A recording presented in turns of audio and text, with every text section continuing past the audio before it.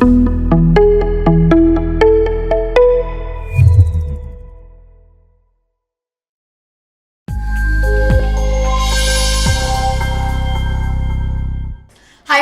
Sobat SMP, balik lagi di Podcast Widya Paramita dengan aku Aira Kayana yang akan menjadi host di podcast kali ini.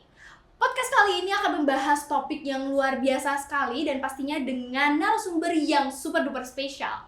Tapi sebelum itu, yuk ikutin aku untuk baca mantranya nih, untuk memanggil narasumber kita yang luar biasa kali ini. Bim salah bim jadi apa? Prap prap prap. Nah guys, ini dia narasumber kita yang luar biasa banget yang akan menemani kita di podcast kali ini. Hai! Halo!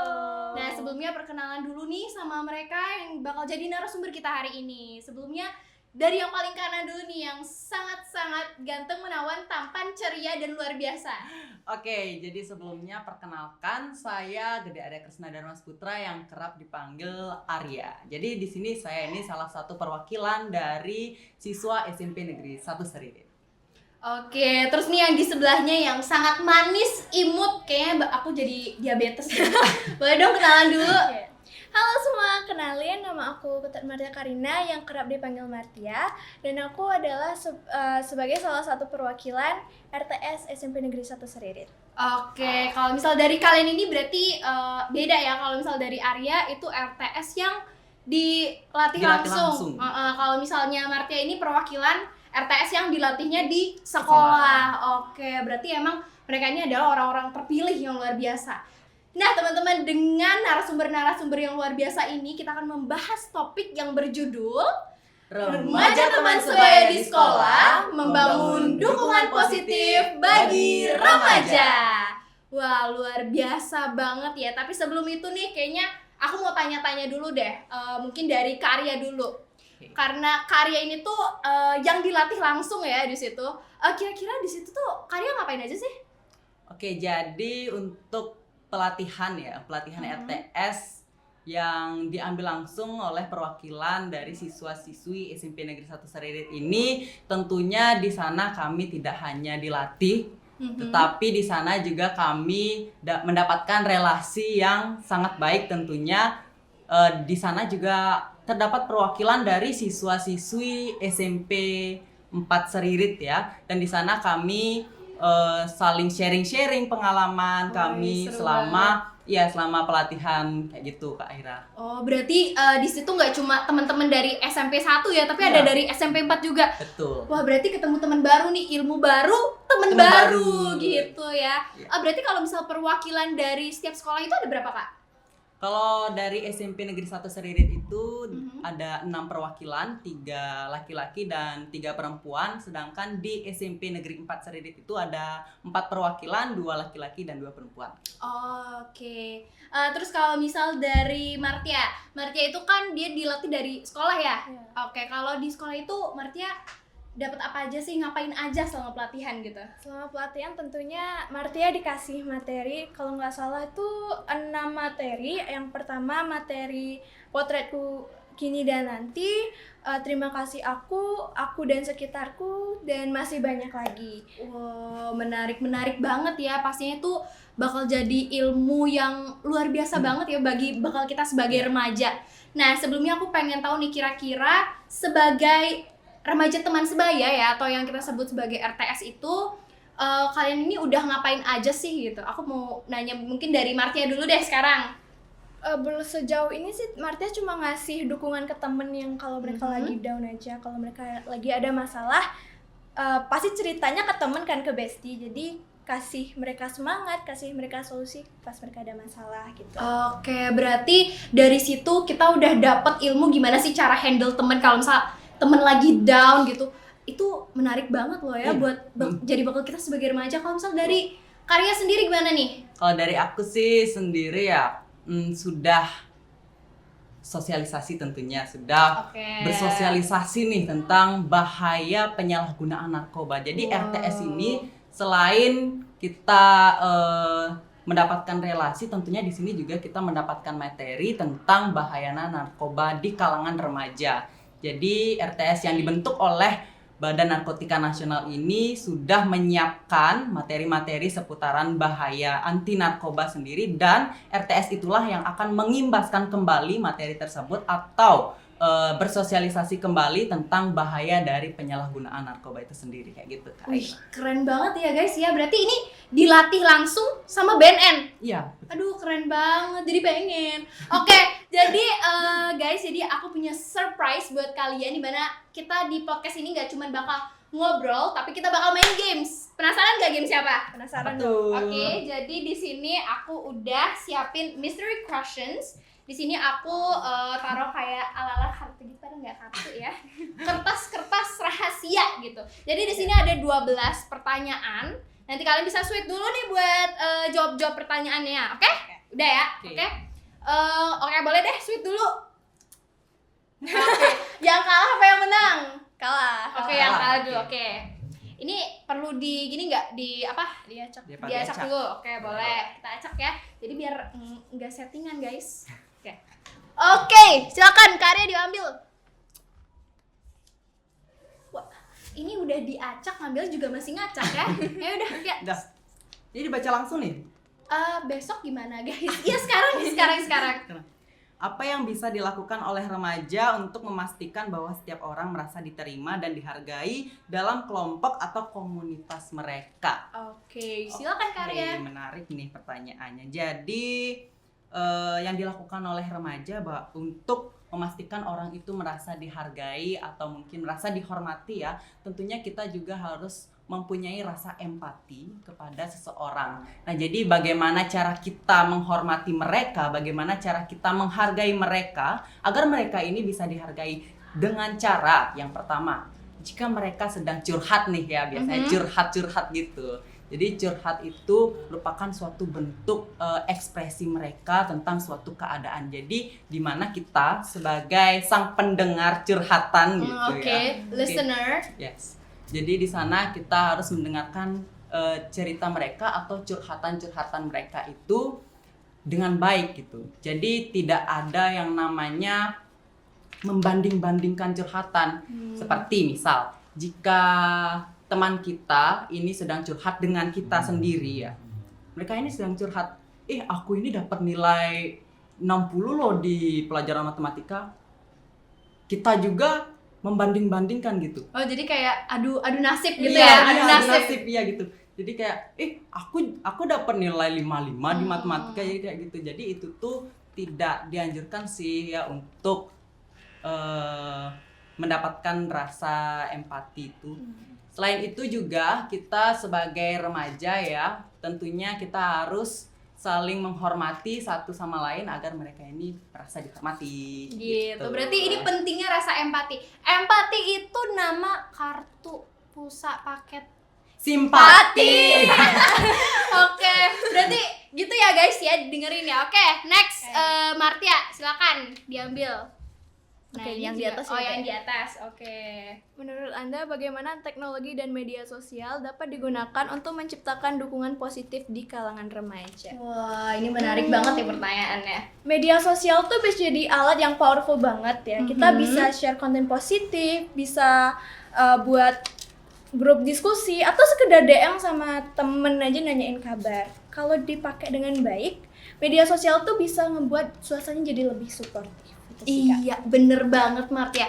Kalau misal dari Martia dan Kak Arya sendiri, kalian ada nggak sih niatan kayak, aku pengen deh bangun branding di media sosial yang positif, bikin konten live Instagram, atau yang tadi Martia bilang bikin grup diskusi gitu ya, atau sekarang tuh yang lagi sering dibikin itu namanya saluran guys. Jadi di situ kalian juga bisa sharing gitu. Ini bagus nggak sih buat teman-teman juga?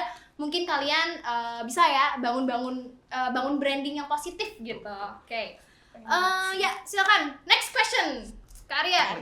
Oke. Kita ambilnya acak. Aduh, emang dia ngambilnya ngacak ya, sama kayak orangnya random. Apa tantangan utama yang dihadapi remaja ketika mencoba untuk memberikan dukungan positif kepada teman-temannya? Oke, langsung dijawab nih. Langsung. Request guys, mau besok lusa? Iya, sekarang. Oke. Jadi tantangan utama ya sebagai remaja untuk mendukung teman kita tentunya. Salah satunya itu rasa keraguan kita terhadap bagaimana cara kita untuk mendukung teman kita. Jadi rasa ragu itu seperti apakah saya bisa untuk mendukung teman saya, apakah teman saya ini akan menjauh jika saya didukung kayak gitu. Iya benar-benar. Ya. Setelah rasa keraguan itu muncul, ada yang namanya rasa akan takut kesalahan. Takut akan kesalahan. Takut salah ngomong. Iya Iya, gitu. takut salah Takut ya. salah ngomong, habis itu takut salah pada saat dia ini ingin mendukung gitu. Apakah nanti saya salah yang ngedukungnya kayak gini? Gitu. Oke, jadi yang Karya bilang itu benar banget guys. Karena kadang teman lagi cerita atau kita mau kasih dukungan, saran gitu kayak kadang tuh takut salah gitu. Yeah. Kalau misal dari Kak Arya atau Martia sendiri, gimana sih cara mengatasi hal tersebut, kayak keraguan itu kayak aduh pengen banget ngedukung tapi aduh takut gitu. Gimana sih cara mengatasinya? Dari siapa nih? Boleh kurang Martia deh, coba Martia dulu deh. Karena Martia ini kalau kita lihatnya deh temen curhat gitu, listener banget orangnya. Menurut aku kan gak semua orang minta solusi ya, cukup iya, didengarin bener. aja dulu. Untuk Martia sendiri lebih suka didengarin aja gitu. Tapi kalau nyari solusi ya minta ke teman juga sih. Oh gitu, Gitu. oke. Kalau misal Kak Arya nih gimana nih? Kalau dari aku sendiri ya, melihat karakteristik teman kita dulu kayak gimana. Oke, benar-benar. Apakah dia ini mau support gitu, mau disupport atau mereka ini ingin menyendiri. Setelah itu mungkin jika rasa ragu itu muncul ya, aku sendiri biasanya meyakinkan diri dulu bahwa aku ini pasti bisa untuk mendukung. Siapa sih yang nggak mau buat didukung atau mendukung seseorang? Iya, gitu kan? benar banget Kak. Oke, berarti beda ya, kayak kita tuh harus lihat dulu mereka tuh pengen cukup didengerin aja atau mereka perlu nih support dari kita gitu ya. Iya. Oke, selanjutnya siapa nih? Martia. Martia. Oke. Guys, BTW ini kalau misalnya Martia dapat pertanyaan tapi Karya juga mau bantu jawab, itu bisa banget ya. Oke. Bagaimana peran orang tua dan guru dalam mendukung remaja untuk saling membantu dan mendukung satu sama lain?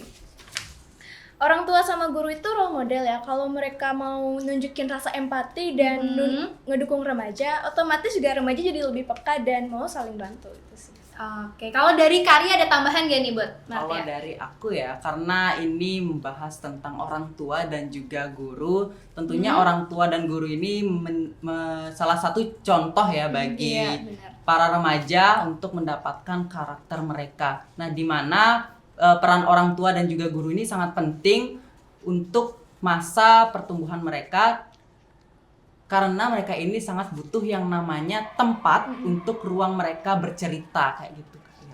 Oke, berarti penting ya guys ya, seorang guru, seorang orang tua itu sebagai role model gitu. Oke guys, jadi ini kayaknya ya guys ya, ini kartunya udah mulai berantakan. Coba aku repair-repairin dulu. Bentar ya. Oke, udah nih. Aku acak lagi deh. Oke. Alright, sekarang Martia. Aku. Oh Arya, Kak Arya. Diacak lagi. Enggak dong. Enggak. Oke. Bagaimana cara meningkatkan kesadaran tentang pentingnya mental health di kalangan remaja dan apa peran dukungan positif dalam hal ini?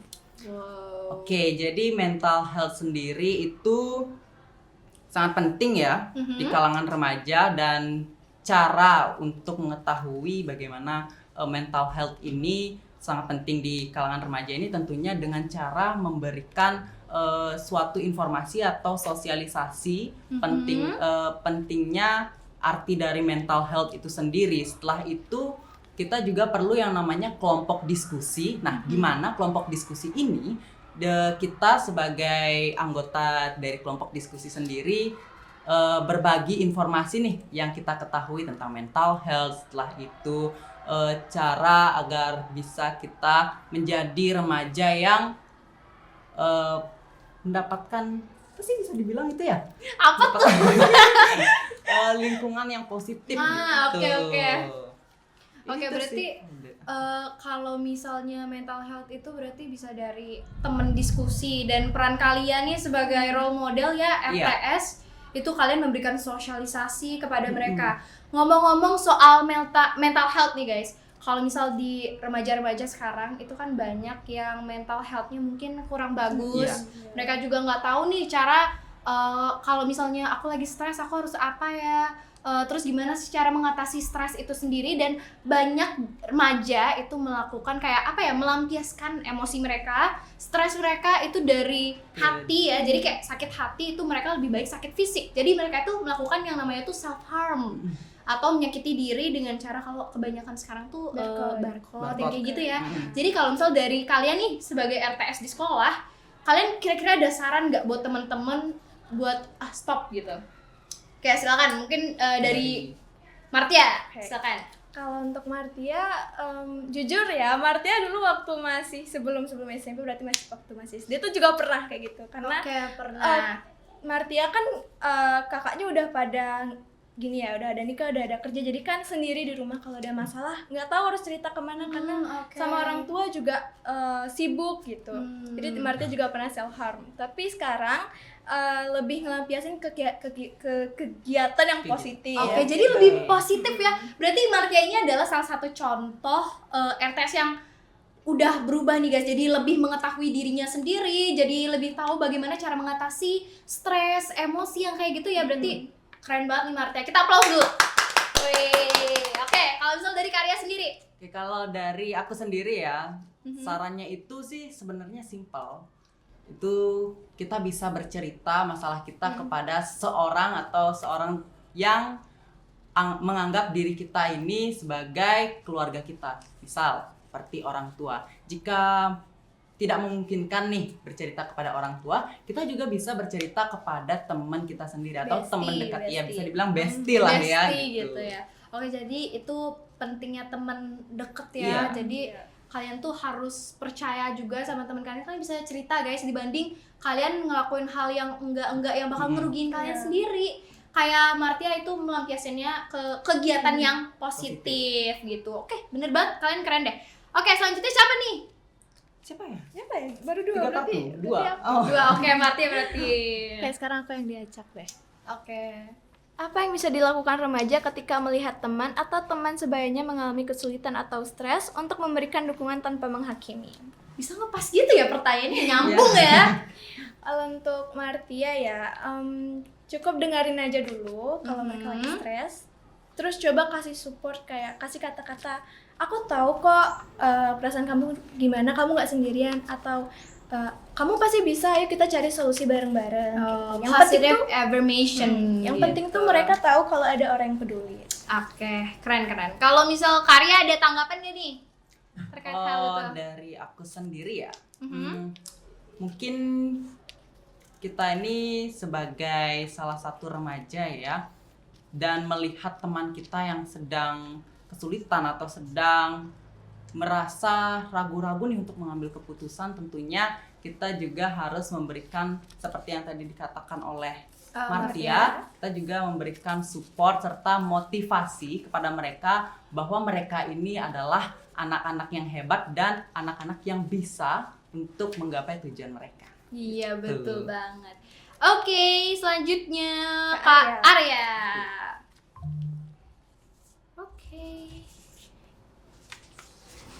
Ya, apa saja langkah konkret yang dapat dilakukan remaja untuk membangun budaya saling mendukung di sekolah atau komunitas mereka?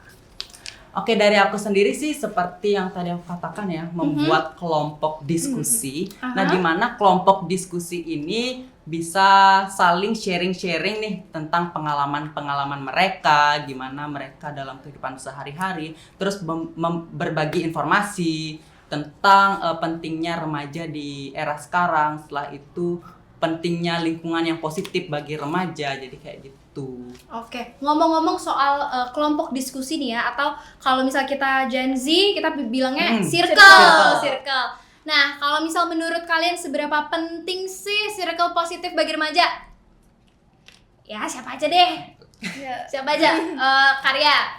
Jadi penting sekali, ya, penting banget gitu memiliki yang namanya circle. Tapi circle ini bukan berarti circle yang arahnya itu ke arah yang negatif. Negatif. Gitu. Jadi penting untuk penting untuk mendapatkan circle, tapi circle ini juga kalian harus pilih apakah circle ini tuh ke arah yang positif atau negatif. Oke, jadi nggak apa-apa guys circle-circlean asalkan circle-nya tuh positif gitu ya. Oke. Nanti kalau ke arah yang negatif pergaulannya Iya benar. Terganggu. Jadi terganggu. itu kadang tuh kita ada ya yang kayak nggak boleh pilih-pilih teman, tapi kalau misal di era sekarang kadang kita juga memang harus memilih, harus memilah-milah gitu kayak mana yang positif, mana yang kayaknya harus kita hindarin gitu. Oke, jadi ini ada lagi berapa pertanyaan ya guys ya? Ada lagi 4. Oke, yuk siapa nih? Martia. Sejauh mana pentingnya empati dalam menciptakan lingkungan yang positif di kalangan remaja?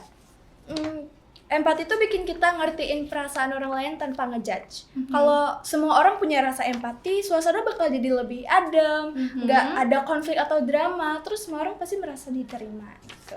Oke, kalau dari Karya gimana nih? Kalau dari aku sendiri ya, cara membangun empati itu tentunya dengan cara kita ini harus mulai dari diri dulu, bagaimana cara kita untuk menghargai seseorang, setelah itu bagaimana cara kita untuk bisa menghormati orang lain, setelah itu dengan cara tersebut orang lain pun akan merasa dihargai. Oke, ngomong-ngomong soal menghargai orang lain ya guys ya, kita juga nggak boleh lupa buat menghargai diri sendiri. Oke, ini ada pertanyaan lagi. Tadi 5 berarti. Oh, tadi 5 berarti. Oke, yuk sekarang Kak Arya. Guys, BTW tadi Pak Prim ini di balik layar bilang kalau kalian mau permen silahkan ambil ya. Oh ya. Oke. Nanti satu pertanyaan dijawab berdua berarti. Boleh aja sih, cuma kalau tadi yang mau nambahin boleh lah, karena kan biar ada 2 pendapat gitu ya. Apakah ada contoh nyata atau cerita inspiratif tentang remaja yang berhasil menciptakan dukungan positif dalam komunitas mereka? Wow, oke. Jadi sedikit cerita ya, sedikit cerita tentang aku. Sebenarnya aku ini salah satu siswa yang terbilang ragu-ragu untuk mengambil keputusan gitu. Oke. Nah, pada saat aku mengambil keputusan itu, aku merasa ragu-ragu nih, apakah aku bisa ya untuk mendapatkan hasil yang aku inginkan, inginkan. Setelah itu teman aku pun akhirnya menghampiri kan, nyamperin aku. Nah, di sana dia bilang bahwa semua orang ini tentu perlu yang namanya proses. Iya. Jadi dia itu bilang bahwa proses ini tidak akan mengkhianati hasil. Mending ikuti aja proses itu. Gitu. Jadi setelah itu aku pun bisa dibilang mengikuti kata dia untuk terus berproses dan akhirnya aku pun mendapatkan hasil yang aku ingin gitu. Oke, jadi pelan-pelan tapi pasti gitu ya. Ngomong-ngomong soal cerita Karya tadi, aku inget nih guys, aku punya satu formula yang selalu aku tanemin di diri sendiri, yaitu adalah first is my worst. Jadi apa yang pertama kali kita lakuin itu belum tentu sempurna, jadi itu juga perlu sebuah proses dimana yang nantinya itu akan membawa kita ke hasil yang kita inginkan gitu ya. Jadi first is my worst, terus kita juga harus trust the process gitu. Oke, kalau dari Martia sendiri gimana nih? Kayaknya semasa hidup Martia nggak ada yang inspiratif banget sih, tapi setelah kemarin Martia tanya, ini cerita ya. Jadi waktu itu Martia sempat menang di suatu perlombaan. Terus Martia punya kakak sepupu nih, sebenarnya KS ini dia merasa down, merasa insecure kayak, oh kok aku nggak bisa ya kayak dia gitu. Dia tuh merasa gak percaya diri, yang dia tuh aduh aku gak bakal dapet deh, aku gak akan bisa kayak Martia gitu. Nah terus Martia kasih dukungan ke KS ini, jangan gitu dong, kamu pasti bisa kok, yang penting kamu berusaha pelan-pelan tapi pasti gitu. Nah dari kata-kata itu KS ini jadi lebih semangat, terus dia percaya diri, dan sekarang KS ini sudah meraih juara di beberapa perlombaan. Wow, keren banget. Berarti Martia kamu udah menginspirasi namanya, ya nggak sih? Iya. Oke, berarti itu penting ya guys ya, berarti udah terbukti nih anak-anak RTS ini memang bener-bener suportif banget ya, sesuai sama judul kita, bener gak? Bener. Oke, terus ini ada lagi 3 pertanyaan. Siapa nih Sera nih? Martia berarti ya? Iya. Enggak deh. Bener deh tadi, berarti satu-satu jawabnya. Oke, yuk. Bagaimana peran teman sebaya dalam menciptakan lingkungan yang mendukung di kalangan remaja? Oke, sesuai judul nih pertanyaannya nih. Teman sebaya tuh kayak support system pertama buat kita. Jadi kalau kita punya problem pasti ceritanya ke teman, ke bestie gitu. Jadi dukungan dari mereka tuh bisa jadi kekuatan buat kita biar lebih semangat dan nggak merasa sendirian. Iya bener, karena kita di remaja ini kan udah ada fasenya ya. Kalau remaja itu pasti sama temen aja deh, apa-apa sama temen, makanya kita tuh harus banget milih-milih temen yang positif, yang bisa jadi orang yang suportif buat kita gitu, yang jadi kalau sekarang tuh apa ya, support system gitu. Oke, kalau menurut Kak Dede nih ada tanggapan nggak? Kalau dari aku dikit aja sih tentang peran remaja ya. Yang pertama tentunya sebagai pendukung emosional. Setelah itu ada yang namanya pendorong motivasi. Nah, itu tuh sangat penting bagi teman-teman di sekitar kita, bahwasanya mereka ini sangat butuh yang namanya pendorong motivasi kayak gitu. Oke guys, jadi kita ada lagi dua nih. Ya, silakan. Selanjutnya siapa? Kak Dede. Kak Dede, Kak Arya. Oh ya. Boleh deh. Aku juga biasanya manggilnya Dede. Bagaimana cara remaja dapat mengatasi perbedaan atau konflik di antara mereka sambil tetap menjaga dukungan yang positif? Oke, jadi kata sahabat ya, ngomongin soal sahabat. Nah, sahabat ini tentunya tidak akan berjalan dengan mulus gitu. Jadi sahabat ini pasti ada yang namanya konflik-konflik gitu kan. Terutama di apa namanya itu ya, konflik tentang pertemanan. Bukan, konflik tentang pertemanan, percintaan, persahabatan, perkeluargaan, apa tuh? Persahabatan. Dari tadi mikir gitu Lama banget nih loadingnya. Jadi karena konflik persahabatan itulah yang akan membuat pertemanan itu. Nah, pertemanan itu akan menjadi pecah. Cara menghindari perpecahan tersebut dengan cara yang pertama, jangan terpengaruh terhadap permasalahan tersebut. Biasanya remaja di zaman sekarang ini sangat mudah untuk terpengaruh ya. Iya, benar. Apalagi terpengaruhnya itu ke arah-arah yang negatif. Gitu. Jadi saran aku sih jangan terpengaruh terhadap suatu permasalahan gitu. Setelah itu yang kedua ini paling penting nih. Pentingnya kata minta maaf. Oke, karena seringkali remaja itu mungkin lagi egoisnya, lagi emosional, atau sekarang tuh kita bilangnya kayak gengsi buat minta maaf, jadinya ya gitu deh. Jadi kayak lebih ke miskomunikasi gitu nggak sih? Oke, kalau misal dari Martia gimana? Menurut Martia yang pertama tuh jangan emosi dulu, habis itu ajak ngobrol baik-baik. Nah setelah itu kita cari solusi bareng-bareng. Kadang tuh kita cuma perlu ngerti dari sudut pandang mereka aja gitu. Oke, aku punya satu pertanyaan nih, kayak juga bisa jadi pesan juga buat teman-teman ya. Jadi kalau misal sekarang nih banyak remaja yang terjebak di pertemanan toksik. Tau gak sih? Kayak misalnya tuh mereka tuh sebenarnya pengen menghindar dari lingkungan toksik tersebut, tapi selalu ada ancaman yang kayak gitu-gitu loh. Jadi kalian tuh ada saran gak sih buat teman-teman di luar sana yang lagi terjebak di toxic friendship itu? Aduh, Marta ini kurang ngerti ya, saya nggak pernah ngalamin. Mungkin menurut Kak Arya gimana? Oke, dari aku sendiri ya, ini yang sudah terjebak nih. Yang udah terjebak pengen keluar, tapi aduh kayaknya takut gak punya teman gitu, kayak gimana nih? Oke, jadi jika kalian ingin keluar tetapi takut nih di luar sana tidak akan ada teman tuh. Jadi percaya guys bahwasanya kalian ini jika sudah keluar dari pertemanan yang toksik itu, kalian akan dapat merubah diri kalian sendiri. Iya, benar banget. Kalian akan merasakan perubahan pada diri kalian sendiri. Setelah itu kalian juga tentunya akan menjadi seseorang yang berkarakter. Iya, Gitu. bener banget. Karena terkadang kalau misalnya kita terjebak di lingkungan yang toksik, kita tuh susah buat ekspresiin diri gitu ya. Jadi buat teman-teman di luar sana yang mungkin lagi terjebak di toxic friendship dan kalian tuh kayak ragu buat keluar gitu, karena kalau misalnya sekarang ya nggak sekarang kapan lagi gitu kan.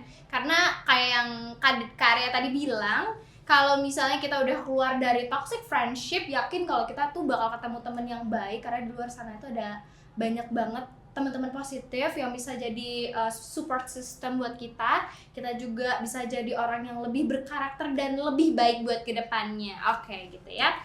Oke, one last question. Siapa lagi nih? Martia. Martia. Apa yang dimaksud dengan dukungan positif bagi remaja dan mengapa hal ini penting dalam perkembangan mereka? Dukungan positif itu intinya support yang bikin kita merasa dihargai, diterima, dan diperhatikan. Tentunya ini penting banget, karena dengan ini kita bisa lebih percaya diri, punya mental yang kuat, dan lebih happy menjalani hari-hari kita. Oke, kalau misal dari Karya gimana? Kalau dari aku sendiri ya, ini dukungan ini tuh memang sangat penting ya di kalangan remaja. Dukungan itu pun juga bisa berupa seperti memberikan penghargaan kepada mereka yang sudah mencapai tujuan mereka sendiri. Apresiasi. Iya, apresiasi betul banget. Nah, selain itu juga kita juga bisa memberikan support kepada mereka yang sedang merasa ragu nih untuk menjalankan atau menjalani bisa dibilang proses ya. Iya, benar. Menjalani proses yang ingin mereka tempuh.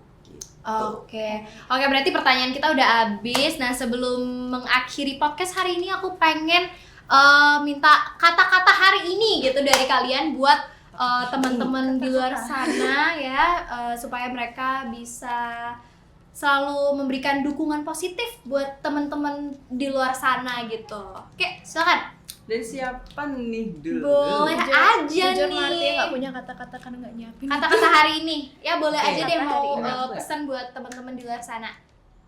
Dari aku. Ya, boleh. Jadi pesan buat teman-teman yang sedang menonton podcast pada hari ini tuh, percaya pada diri kalian sendiri dan pastinya kalian ini akan menjadi seorang yang lebih baik lagi. Oke, sebelum itu Kak Ira, aku punya kata-kata nih buat mengakhiri. Oke, silakan. Kata-katanya itu fisik bisa dirubah, materi bisa dicari.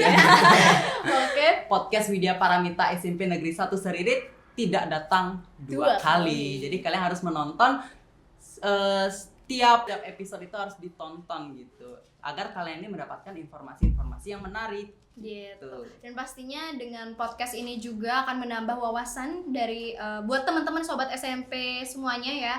Aku harap podcast ini bisa nyampe ke teman-teman sobat SMP di seluruh Indonesia dan dapat menginspirasi mereka semua gitu ya.